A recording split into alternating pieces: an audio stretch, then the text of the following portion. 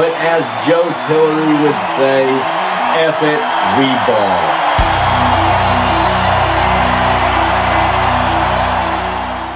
Welcome back to Storm the Field NFL Playoff Edition, presented by Tree City Sports, your source for local sports.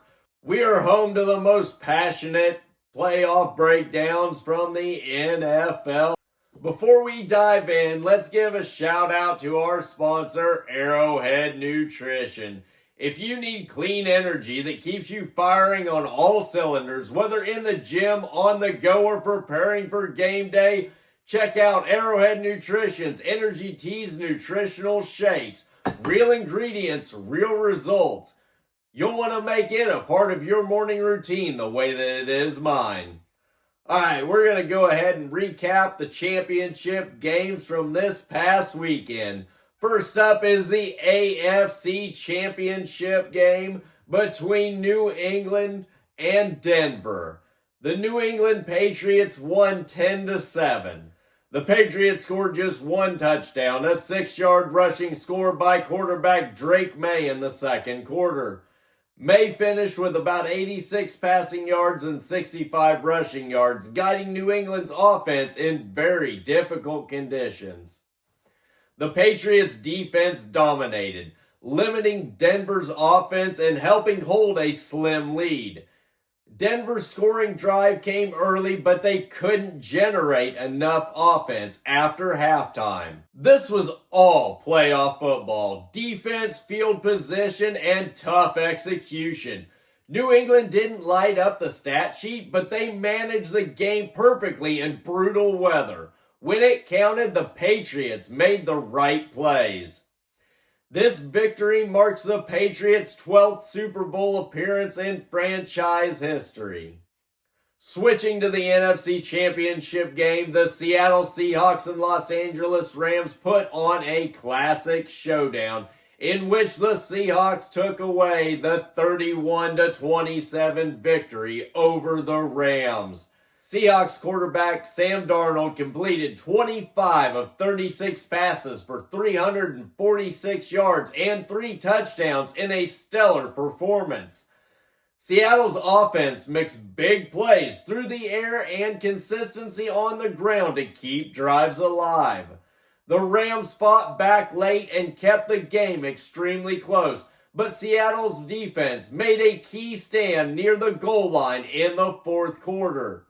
Darnold's resurrection story is one of the best in the playoffs this year. He's been efficient, poised, and kept turnovers off the board in critical moments. Exactly what you need in January football. And when your defense holds firm late, that's a championship recipe for success.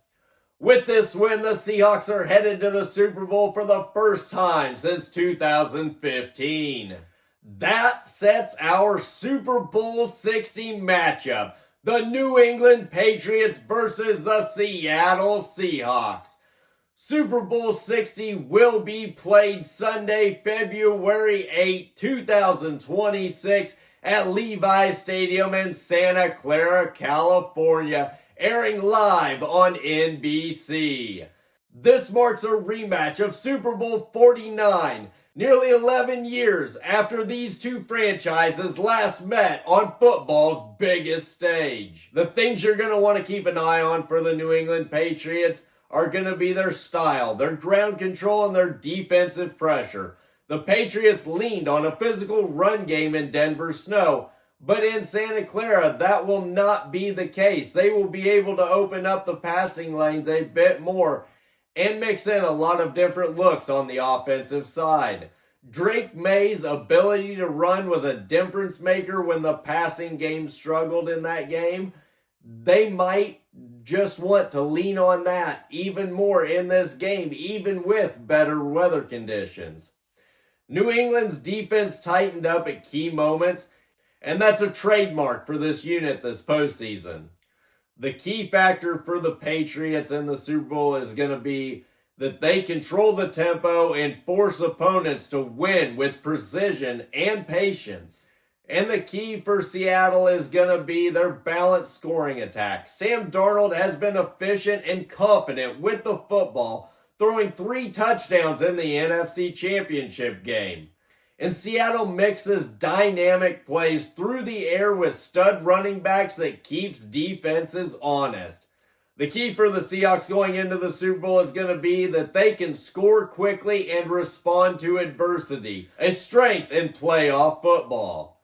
Quarterbacks are pivotal in the Super Bowl, and this one is no exception. Drake May for the Patriots has shown that he can put up gritty performances in cold weather conditions. And he also shows dual threat capability as a runner as well as a passer in the pocket. What Drake May brings to this Patriots team is poise under pressure, a willingness to take what the defense gives him. Leaders show up in big games, and May has done that this postseason. And for Sam Darnold of the Seahawks, he had one of the strongest playoff passing performances we've seen this year. 346 yards, throwing for 3 touchdowns. He keeps the offense efficient and balanced. What he brings to the Seahawks team is experience, accuracy, and calm in the pocket. All critical on football's biggest night. Here are the keys that can help decide who lifts the Lombardi Trophy high. Turnover margin.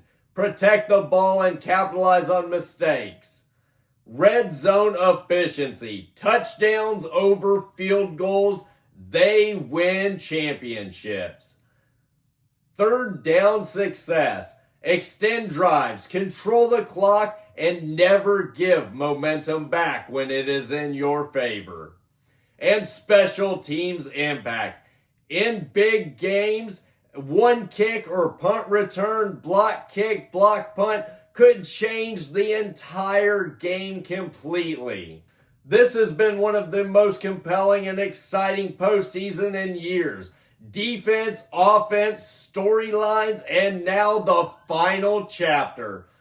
Before we go, thanks again to Arrowhead Nutrition for sponsoring the show. Real energy for real fans.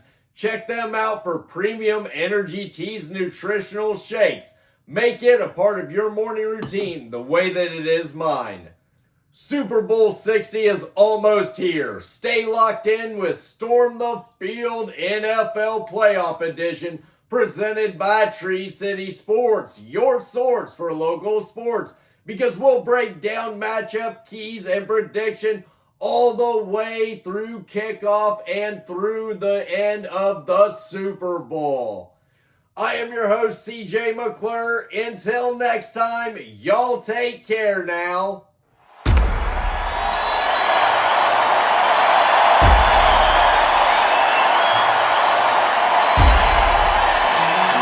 But as Joe Tillery would say, F it, we ball.